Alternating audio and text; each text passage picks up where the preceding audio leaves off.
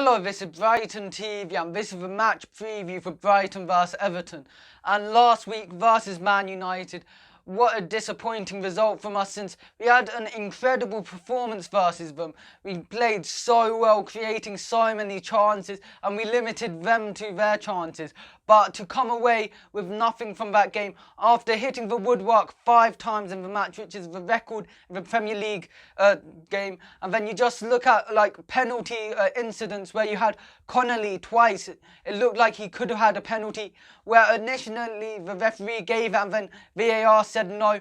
That's disappointing, since especially when you looked at a game after that, Leicester vs Man City, Vardy, he had 3 penalties and a couple of them were similar to what Connolly's penalties were, and they were given. So you were thinking, how come Connolly's one wasn't given? It was quite disappointing for us to end up losing after the full-time whistle had went and then VAR saw a handball from Malpai and then the penalty was taken after full-time. It was really disappointing with that, and just a bit of our defending at times. The set piece which led to Man United's first goal, we shouldn't have conceded that. We should have been better at the back. And then you look at Man United's second goal, we just got caught out and they ended up scoring on the counter-attack. But a lot of really good performances from us. March, one of his best games, and at wing back he looks so much better when he plays there. March had a really good game, and Alzate, Lamptey, Trossard, all of them had really good games, and hopefully they do that onto this game. And in midweek, we had Man U in the EFL Cup, and that game was a 3-0 loss, and it looked a lot like how we played under Potter last season, where we'd have a really large dominant spell, but then when the opposition score, it kills the game and we're not able to get back in, and that was disappointing not to get through into the next round of the Cup. But now versus Everton, they're such a formed team. They've won all 6 of their games this season. They've played really well under Ancelotti and they look like such a dominant force. And when you look at some of their players like James Rodriguez and Dominic Calvert-Lewin, they've been playing really well. And when you look at some of the players who are out for Everton, it's really good for us with Alan, Gomez and Richarlison. All of them are doubts, and when you look at someone like Richarlison, he always seems to score versus us.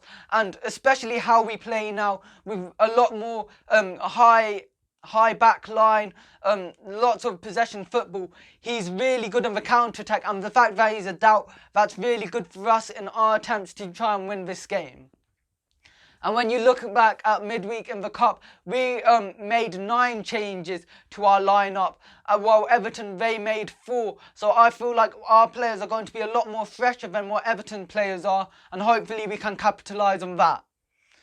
And when you look at us versus Everton last season, you had the away game where we lost 1-0, and it was disappointing to lose that. But then when you look at the home game, it was really exciting 3-2 win where we won in the last minute. And for us on the road, we've been so good recently. We've been unbeaten in our last 8 on the road, and in our last 4 games we've won 3 away from home. That's really good form going into this game. And this season's one of our best in terms of attacking output. We've averaged 15 shots on goal this season and 1.8 XG per game, which is a lot higher than previous seasons. And my lineup for this game, I'd play a 3-4-1-2, similar to the United game. And in goal, I think it will be Ryan, with a back 3 of Dunk, Webster and White. And we need to make sure that the defence is able to stop Calvert-Lewin, who scored 8 goals in his last 5 games. He's on form. We need to stop him because he's such a good outlet for goals for Everton. And then in midfield, I think the wing-backs will be March and Lamptey. There's no other competition for them at the moment, and both of them deserve to start. At the midfield too, I think it will be Alzate and Bissouma. And although Lallana played really well versus Man United, I think Bissouma, he's coming back from suspension, but he's our best midfielder. He probably will play in most games this season, and he should play. He's so good for us. Bissouma and Alzate, I think they definitely should play together for this match.